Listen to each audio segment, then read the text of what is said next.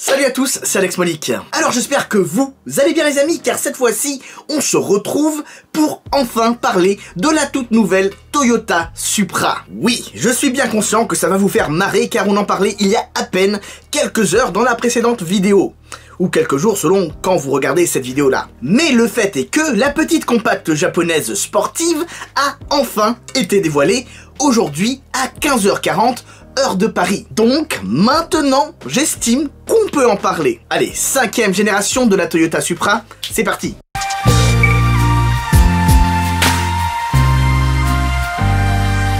Bon, je commence avec un petit disclaimer. Vous n'êtes pas sans savoir que les voitures japonaises, ce n'est pas spécialement ma tasse de thé. C'est pas que je n'aime pas, c'est juste que je ne m'y suis jamais vraiment intéressé en fait. Mais je dois avouer que pour la nouvelle Toyota Supra, à force d'en entendre parler à gauche, à droite, ici et là, forcément, tu finis par tendre l'oreille et par écouter un petit peu ce qui se dit. Mine de rien, la campagne de communication autour de cette auto, qui vient donc de s'achever cet après-midi, aura duré extrêmement longtemps.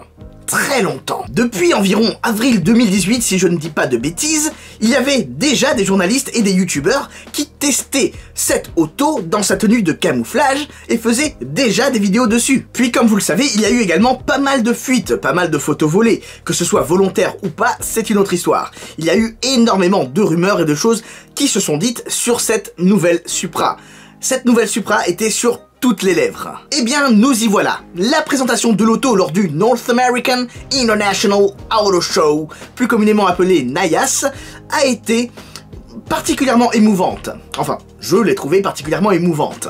Le PDG de Toyota, Akio Toyoda, qui est également pilote, ça aide, a raconté l'histoire de l'auto de son point de vue, notamment tout ce qui était son développement au Nürburgring. Le tout dans un anglais approximatif, du coup un petit peu mignon. Franchement, c'était quand même assez instructif, parfois drôle, même si parfois il y avait des blagues un petit peu malaisantes, du genre quand il dit « It's lit ». It's totally lit.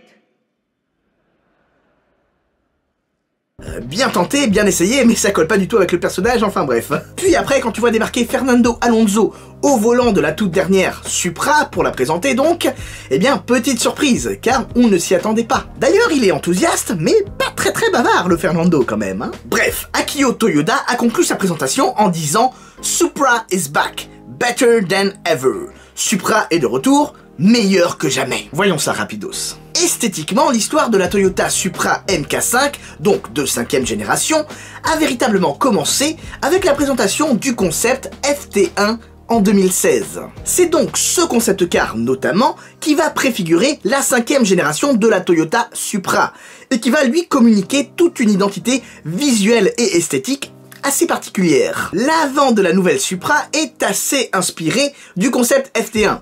Pourtant, son élément le plus caractéristique est bel et bien unique, à savoir son nez scindé en deux petites lames à l'avant. Ceci dit, plusieurs petits éléments permettent de faire un rappel à l'histoire de la Supra, comme par exemple ce toit à double bosselage ou encore le petit béquet à l'arrière. Chose assez intéressante à savoir, Toyota a développé la nouvelle Supra en partenariat avec Gazoo Racing, la branche compétition de Toyota.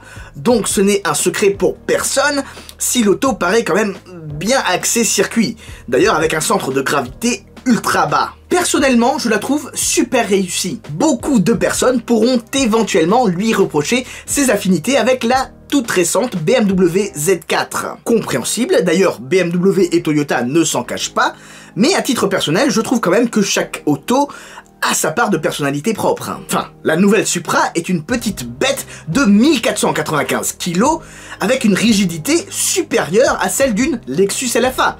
C'est pas rien. D'ailleurs, vu qu'on parle de poids, la répartition des masses sur l'auto est un parfait 50-50 entre l'avant et l'arrière. Et en plus, c'est une propulsion. Plutôt intéressant pour une petite sportive à grande ambition. L'habitacle va quand même un petit peu en ce sens, celui d'une voiture sportive centrée autour du conducteur. Modernité oblige, le tableau de bord est numérique et il y a un écran de 8 pouces sur la console centrale, qui est à la fois tactile et contrôlable avec une petite molette. Après, à titre personnel, je trouve que le volant est un peu gros pour une voiture si compacte.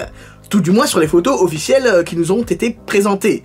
Après c'est peut-être moi, hein, j'en sais rien, dites-moi ce que vous en pensez dans les commentaires. Bon, c'est vrai que l'intérieur fait quand même très BMW, il faut l'avouer. Ça va faire plaisir à Hugo, ça, tiens. Je n'ai pas pour projet de vous endormir en vous énumérant tous les équipements de série et les aides à la conduite. Donc sachez juste qu'il y a tout ce à quoi on peut s'attendre sur une voiture moderne de nos jours. C'est plus que suffisant, je trouve. Après, si tu as besoin des équipements d'une classe S, j'y peux rien. Si le décor a légèrement changé, c'est car j'ai fait un transfert de mes fichiers vidéo et ils étaient corrompus. Donc je dois tout refilmer. Voilà. Bref, sous le capot, on retrouve le même moteur que la BMW Z4 M40i, à savoir un 6 cylindres en ligne turbo de 3 litres qui développe 340 chevaux pour 500 Nm de couple. Pour le moment, sur tous les véhicules, on retrouve une boîte automatique à 8 rapports. Mais, j'ai lu quelque part qu'il semblerait que pour les véhicules à conduite à droite, donc réservés par exemple à l'Angleterre ou au Japon, eh bien une boîte de vitesse manuelle serait prévue. Ouais, personnellement, j'ai déjà testé la boîte de vitesse manuelle sur une conduite à droite. C'est gérable. Mais bon, il te faut quand même un petit temps d'adaptation pendant lequel tu es perdu pour renouveler certains automatismes. Enfin bref, niveau performance, la Toyota Supra Mark V annonce un 0 à 100 en 4,1 secondes et une VMAX de 250 km/h, bridée électroniquement. Donc voilà, je pense avoir plus ou moins tout dit. Avant que j'oublie, la toute première Toyota Supra construite sera mise aux enchères à des fins caritatives.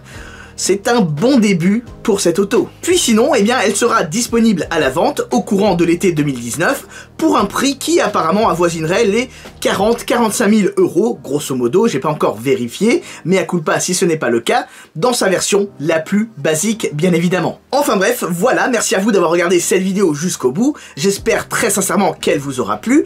N'hésitez surtout pas à me donner vos avis sur l'auto. Après tout, vous m'en parlez depuis des mois et des mois sur la Toyota Supra, etc. Maintenant, eh bien, dites-moi vos avis, j'ai envie de savoir ce que vous en pensez, exprimez-vous dans les commentaires, faites des commentaires constructifs, dites-moi tout. En tout cas, j'espère sincèrement que cette vidéo vous aura plu. D'ailleurs, si c'est le cas, vous connaissez la chanson.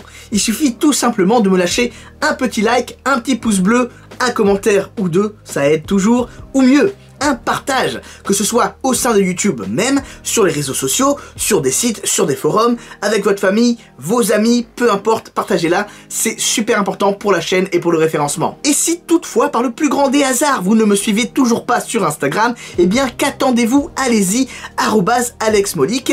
Je ne comprends toujours pas pourquoi vous n'y êtes pas encore dessus, mais surtout n'oubliez pas, on n'a peut-être pas la même voiture, mais on a la même passion. Sur ce, je vous dis à très bientôt. Ciao, ciao.